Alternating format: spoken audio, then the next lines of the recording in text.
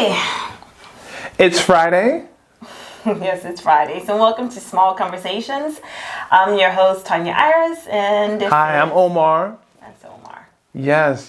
And again, it's another installment of Small Conversations where we talk about trending topics, marriage and relationships. Hope you guys have a wonderful weekend. Got a really, hot topic. Celebrated Dr. Martin Luther King birthday on Monday was a holiday. Monday was a holiday. Yeah. So, yeah, right. Have a wonderful weekend. Something trending I saw in the news is the arrival of Chrissy Teigen and John Legend's baby daughter, Esther Maxine Stevens. Beautiful baby girl. I saw her siblings, her older brother and sister, kind of doting over her at the hospital. That was beautiful, right? Yeah, that's true. And she shared her story about the miscarriage, which we all know about, was maybe 3 years ago. And so this time she was able to have a healthy pregnancy, but not without concern on her part. And this, on this particular episode, I thought it'd be cool for us to discuss, fertility within relationships and how it's managed. Well, and as it relates to, again, the relationship, right? Yeah. The joy and pain of relationships, and they've definitely experienced that, the joy and pain of it. And again, we celebrate you guys. God bless you. God bless the family, right? I think John was saying that the family's just bustling with joy, and that's what a new baby does to a family. Actually, a new baby in pretty much in any family is like it just brings newness to a family, right? Does. A new baby does bring newness to the family. Yeah, it brings newness. I mean, hopefulness to the family. I mean, it's like joy to the family. It's a blessing. It's a blessing, and all the best to you guys moving forward. Yeah. But anywho, back to what we were the matter at hand, which is what we were going to discuss. Fertility from all perspectives. From the male as well as the female. The thing is, in the media, they do discuss, more or less fertility, but it's most of the time it's from the female perspective, because albeit it's the woman whose body is physically experiencing the loss mentally as well as physically, and we've had personal. We've had some experience in this arena. I have not conceived a healthy baby just yet, and I know it feels a little weird. This is a touchy subject, so if I'm like sputtering through, it's still fresh. So at any rate, I've had 2 miscarriages, and the last one was a twin pregnancy. And, as a woman, as a female, we go through a range of emotions. And then one of the things that Christy pointed out was, every time she went to the hospital, she would have, she was almost holding her breath when she would go for her checkups, her appointments, to see how the baby is doing. And she would pretty much almost be holding her breath until she hears the baby heartbeat. Now, I know a lot of you guys who are watching, you probably, if you haven't conceived yet and you're, or you've had miscarriages, you understand off the bat, what it feels like. And it's quite painful, and it's not easily getting over, but we hold to the promises of God. But I also want to get the male's perspective. We've heard female's perspective, and I'll share, my feelings more. But I also want to, get the male's perspective, because while I was going through and the first miscarriage was at home, and it was kind of like a natural. I guess it's natural. It's how it happened. It was just, it's very, very, very painful. And I will say for the first and the second one, because you're crying in the shower, it's blood, it's uncomfortable, it's frustrating, you go to the doctor, and you're still hoping and praying that this time it'll be different. And when it doesn't, or it's not different, and it turns out, they come back with the bad news, but you're holding your breath, wanting to hear the heartbeat, like maybe they just can't find it. And when they don't find the heartbeat, and they give you the option to get a D and C, or to allow it to happen naturally, you're still hoping to God that something happens. Yeah. But we want to get the male perspective. Like, how did you feel when I was, going through? Well, again, I think, as it relates to miscarriages and losing, that is such a it happens, and when I was reading the article, it said about 10 to 15% of the time, that it does happen. As far as pregnancies, being able to go the full term, and so many families and many people deal with that. Deal with this. I just, as a, it's tough because you have all of this expectation. You're anticipating another bundle of joy. We have 3 kids, and I know that definitely our desire to have more kids. Yeah. And for those who don't know, it's a blended family. I haven't conceived, but it's a blended family for those who don't know. Right. Yeah. But before, I was a widower, and we had 3 kids, and as soon as we got married, Iris became an instant mom. Yeah. And so one of the things that I wanted, and I still want, is to have a child with her. Yeah. And so to not have that, and you go through things because it's like in your mind you're saying, okay, I know I wanted to kind of have kids at a certain age. Yeah. You know what I mean? I know I look like I'm 35, but I'm not. You know what I mean? And so, I kind of wanted to, have kids at a certain age. Yeah. And that sort of thing. But, from my perspective, it's really just, wanting to support you and, through the process. And because I know how much you wanted this, and I know at times it's very difficult. Although, you love, our kids, there's still a yearning desire for you to, give birth to your own. Yeah. One of the things that, for women who have miscarriages, sometimes you can feel so alone in the process, and like it's only you going through it, and because it feels that way. It's your body that's experiencing the pain. It's sometimes you feel like, oh my gosh, I think I want it more than he does. And I remember one of my church members, when I shared with her, she's like, ask your husband how he feels. Because I honestly, the first miscarriage, I honestly just felt so alone. So it's so completely isolated and alone. Like, I'm going through this, and like, he already has kids, so it's not a big deal. Like, this is the narrative that the enemy's playing in my head. Like, he already has kids. It's not a big deal for him. It's just you're in this by yourself. Like, this is the narrative. So I remember my church member, my friend, Shantae.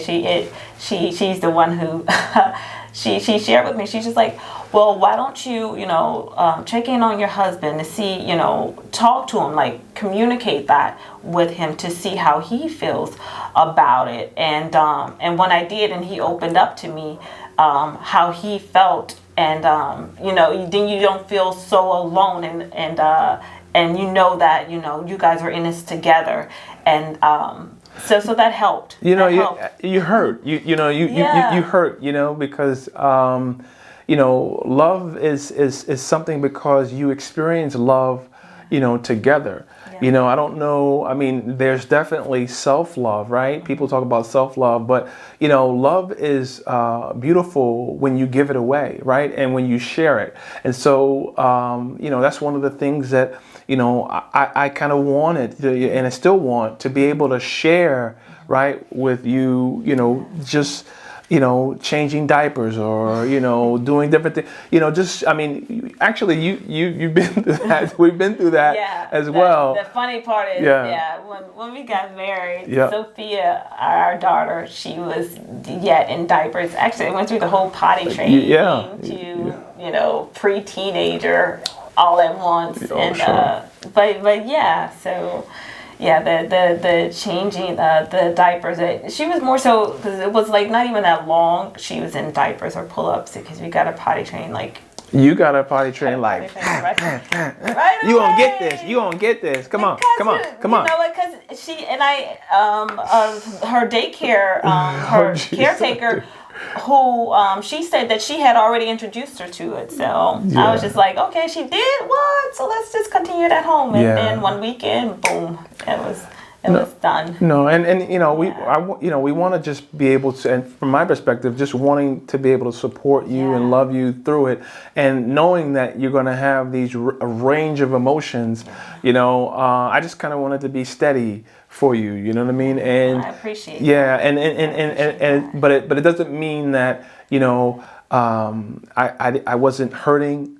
I wasn't necessarily feeling it. I wasn't actually kind of like, wow, what going through those imagining the different aspects of you being pregnant, and going to the doctor, and hearing the heartbeat, all that stuff.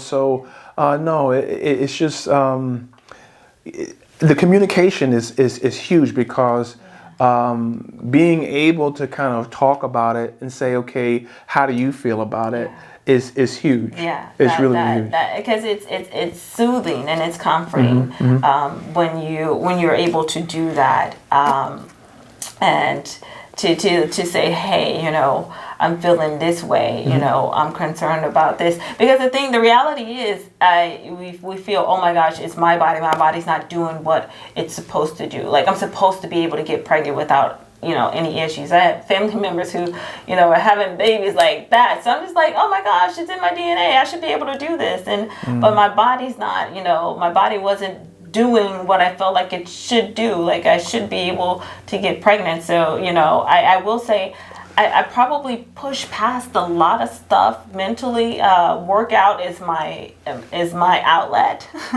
when I would work out. So I probably even went through like bouts of depression, but sometimes you don't even know. You're just thinking you're feeling bad, and I realized in retrospect there was probably a little bit of depression, just a little bit of it, and that's expected, to kind of feel withdrawn or kind of pull away, and but bounce back. How did you bounce back? I can't say I bounced back, because it's still it's still fresh. There were tears, and the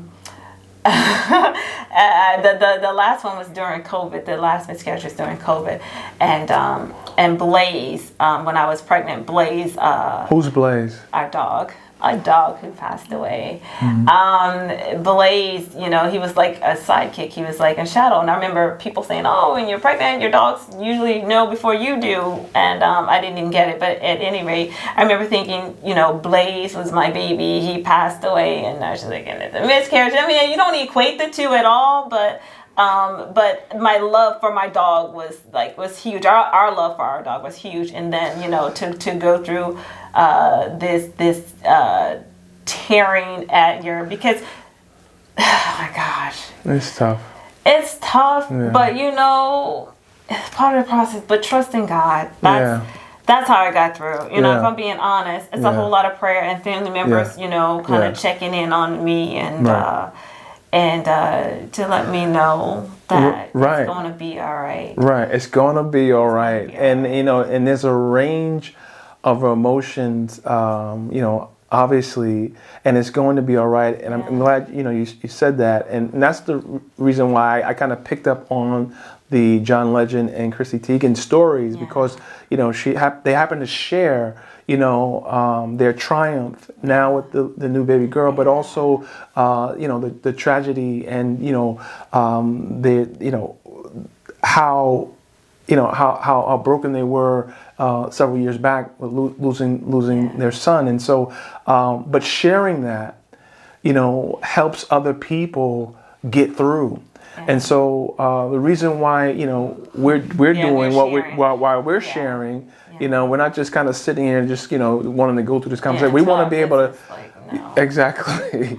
We want to be able to share and help somebody else through, encourage another family, going through it. And, it's so important to know that tough times don't last always. Yeah. And to communicate, because the reality is you're not in it alone. But sometimes when you communicate, you feel like people don't understand or don't get it. But those who you can link up with, a circle of many women probably within your church or within your family members, have had miscarriages, so they know and they understand how it feels.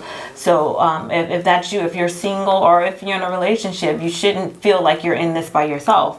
Communicating it with others, telling people how you feel, and those who are listening, who you may be male or female, please don't go say, oh, you can just adopt. Don't say that to them. Look up ways to communicate to those who have experienced miscarriages. Like, oh yeah, you just get pregnant again. You'll you probably have great intentions, awesome intentions.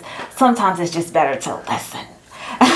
To listen and say, one day at a time or something like that. Like just offer encouraging words. And also the presence of a person, right? Sometimes it's not even words. Yeah, it's not even words that can express. And actually, seriously, sometimes it's just the presence of being there.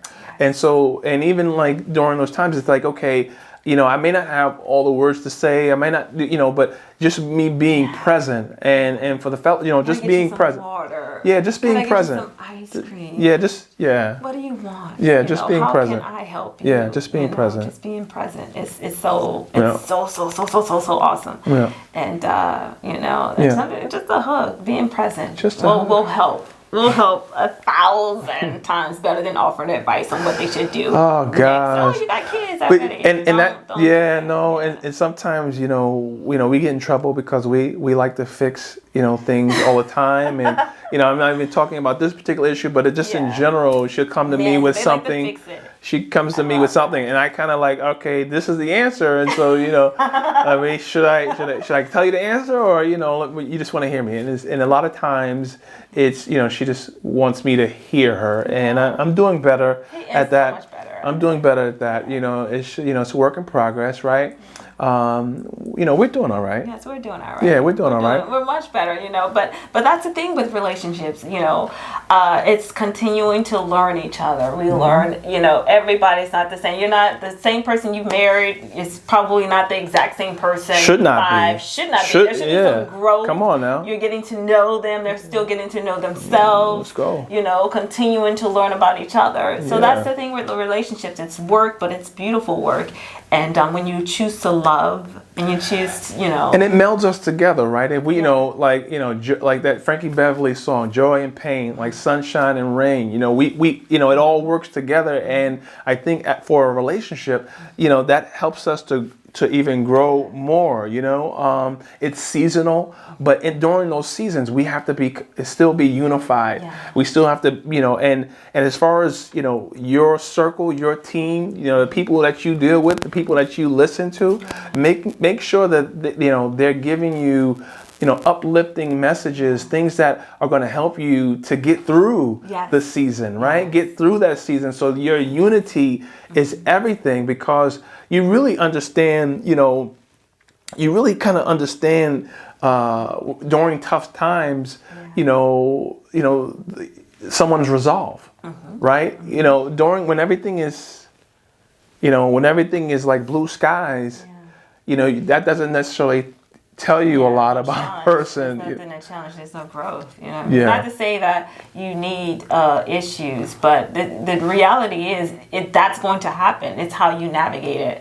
You know what I mean? Like disagreements are going to happen, but how do you navigate it? Bad times are going to happen, but how do you navigate it? How do you guys get through together? You know what I mean? Who's going? Like there's sometimes I may take the lead in navigating through something that I may be more familiar with, and many times he is the leader. You know what I mean? But we'll work together because we're a team and we choose to love. You know what I mean? At the end of the day, because that's the goal. Our goal is to love and to glorify God in our marriage. So yeah. Okay. She started talking about leadership now. Yeah, okay. All right. We help each other. Carry on. Carry on.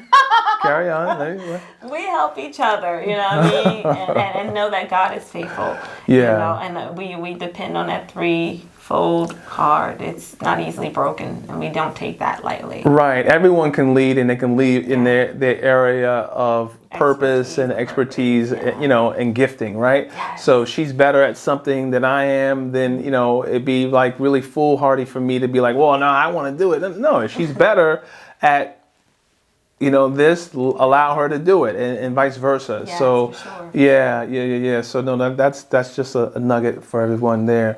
And then, you know, like as you said, exercising faith, you know, it's seasonal. We have to be unified, and we have to exercise the now. Faith is the substance of things hoped for, the evidence of things not yet seen. We really have to kind of, you know, be focused on that and know that it's going to get better. Yes. You know, it's just going to get better. And so. Yeah.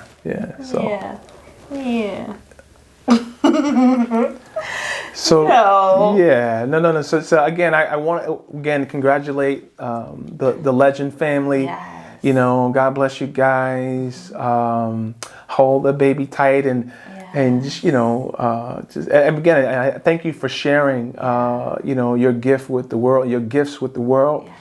And you know, and then we're just kind of glad to be able to kind of talk about, you know, our history and our story, quite honestly, moving forward. And it's not over yet. And so we hope to kind of bring you more things.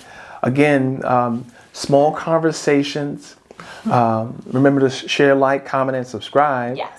If you want us to cover a topic, you know, we're gonna do a live. I'm gonna have to actually say whether or not, we got to do a live because I would love to kind of answer questions on the fly. Yes. You know, and talk to people.